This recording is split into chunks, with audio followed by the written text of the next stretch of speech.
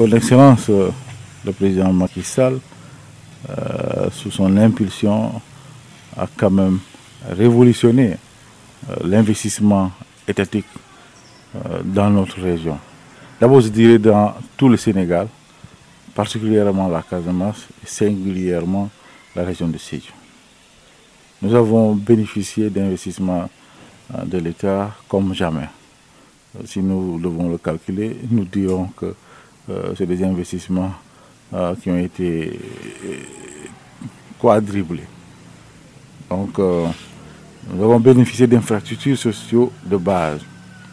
Nous avons bénéficié d'investissements de développement, c'est-à-dire que des investissements qui permettent de créer des richesses. Donc, vous avez parlé du pont, vous avez parlé des routes, effectivement, mais il faut parler des fermes agricoles. Nous avons bénéficié de pas moins de 50 fermes agricoles qui ont été réalisées dans cette région-là, grâce aux investissements du président, du régime de son Excellence Macky Sall.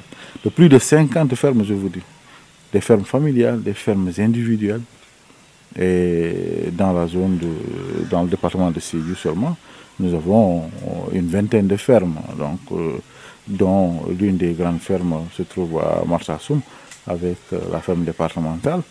Mais nous avons aussi des pistes rurales qui ont été réalisées.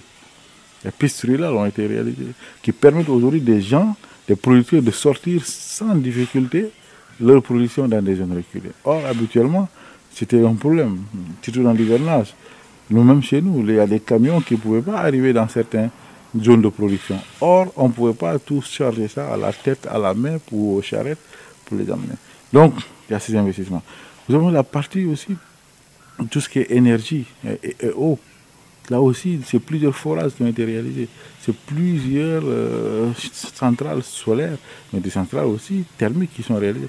Aujourd'hui, si vous allez à Kolda, ils ont leur propre centrale, Sédhiou, propre centrale, Marsassoum, leur propre centrale, Ziguinchor, Boutout. Avant, tout le monde s'approvisionnait à partir de Boutout, de Ziguinchor.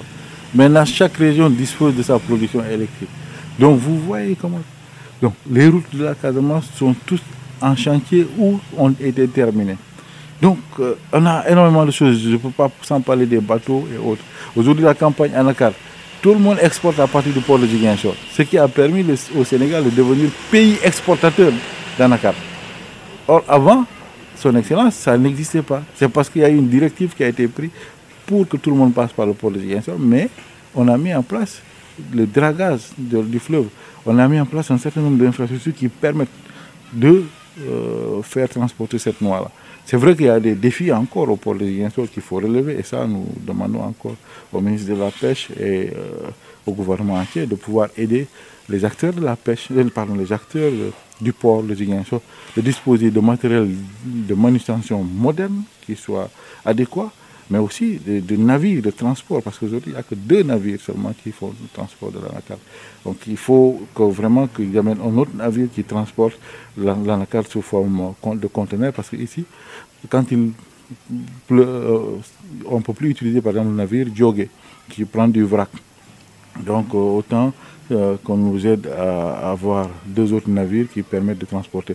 Parce que si on a des navires qui transportent sans difficulté, vous verrez que nous aurons des noix ici. Cette année, on est à presque 100 000 tonnes. Mais c'est parce qu'il y a eu beaucoup qui sont découragés à un moment donné parce que ça ne bougeait pas au port.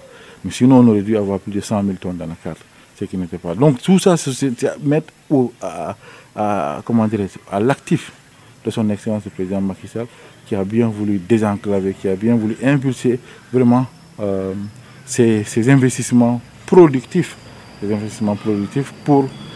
pour notre chère région, la Casamance.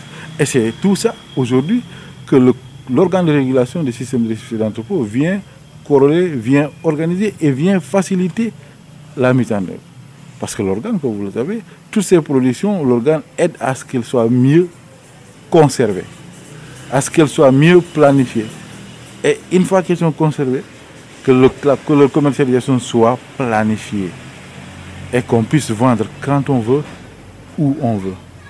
Que l'entreprise de transformation puisse aussi s'approvisionner quand elle veut, où elle veut, dans les différents entrepôts qui sont mis en place par l'organe de régulation du système de récépissé d'entrepôt.